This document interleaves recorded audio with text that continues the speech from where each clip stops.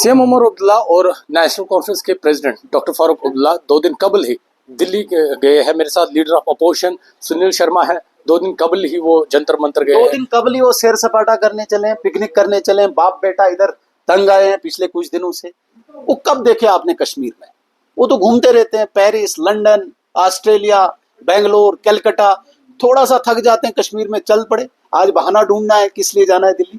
बाप बेटे को घूमना है, पिकनिक करना है, सैर सपाटा करना है। कश्मीर के लोगों को वैसे ही गुमराह करने में कोई ज्यादा टाइम इनको लगता ही नहीं है। अब स्टेटहुड के नाम पे कुछ देर चलाएंगे। इन्होंने क्या नहीं किया इस कश्मीर में।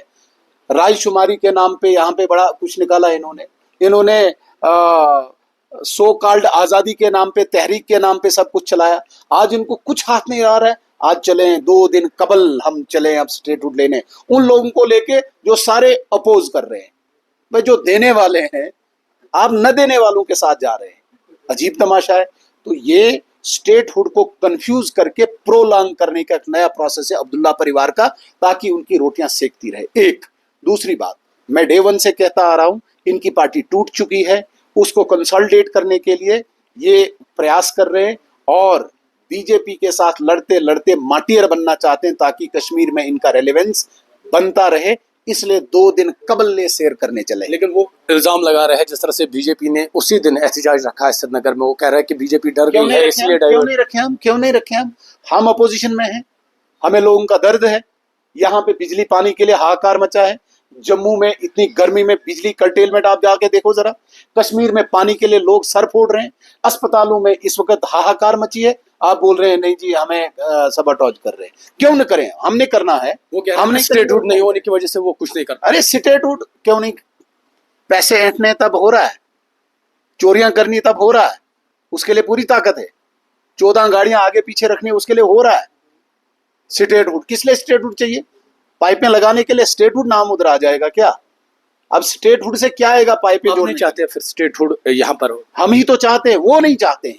अब्दुल्ला परिवार नहीं चाहता यहाँ स्टेटहुड आए, ताकि कश्मीर के अंदर एंगर वो डालते जाएं।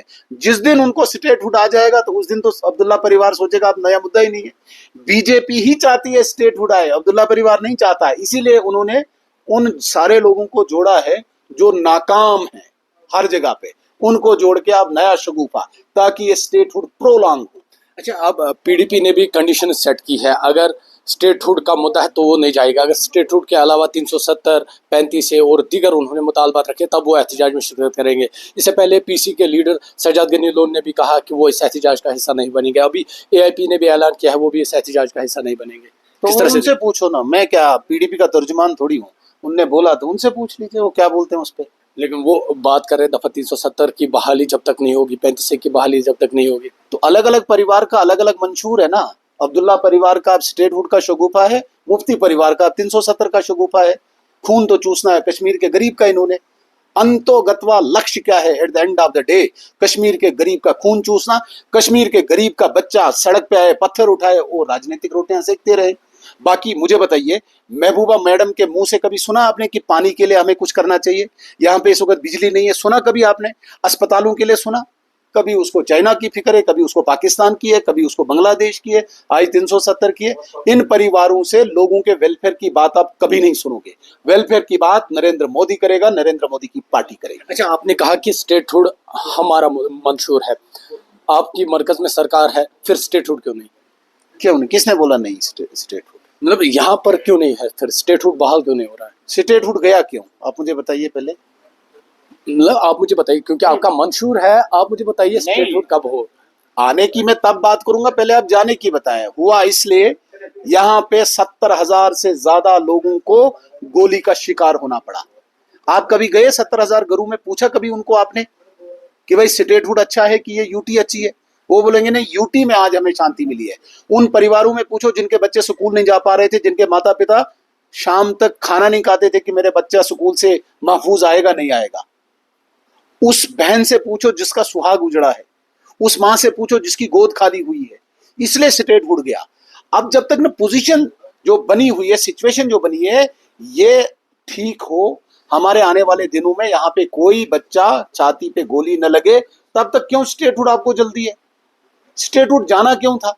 जब तक स्टेटहुड था तब तक आपने कौन से पहाड़ तोड़े? उमर अब्दुल्ला साहब को पूछो। पिछली बार तो आप स्टेटहुड में यहाँ पे चीफ मिनिस्टर थे, तब भी तो आपके दौर में 110 तो एक महीने में गोलियां चली। कितने लोग अंधे हो गए वो पूछो ना। अब दोबारा से आपने पैलेट चलाने हैं क्या? वो जंग लग गया उन राइफलों को, जो उमर अब्दुल्ला के वो राइफलें जो लाई थी उसने कश्मीरियों पर चलाने के लिए, आज थानों में बंद है। आज जंग उठाना है उसने स्टेटहुड ला के, चल कश्मीरियों में बताऊंगा। आज किसी पे पीएसए लगता है? जो पीएसए फारूक अब्दुल्ला साहब ने अपने दौर में लाया था, लगता है किसी को? किसी को नहीं लगता है। आज किसी को गलत तंग नहीं होता। वरना यहां से अगर आप बटमालू तक जाते ना, 4 जगह आपको कार्ड दिखाने पड़ते थे बंकर से उतर के, इसलिए स्टेटहुड गया। आज कहीं पे बंकर में आपको रुकना पड़ता है? आप 12 बजे यहां से बटमालू ने पारिमपुरा तक जाओ, कोई कार्ड चेक करता है आपको? कहीं पे बंकर पे रुकना पड़ता है? बंकर नहीं है आजकल। आजकल कार्ड चेक नहीं हो रहा है, आजकल गोली नहीं चल रही है, आजकल हड़ताल नहीं हो रही है, आजकल बच्चे स्कूल जा रहे हैं, आजकल ग्रेनेड नहीं फाट रहे हैं।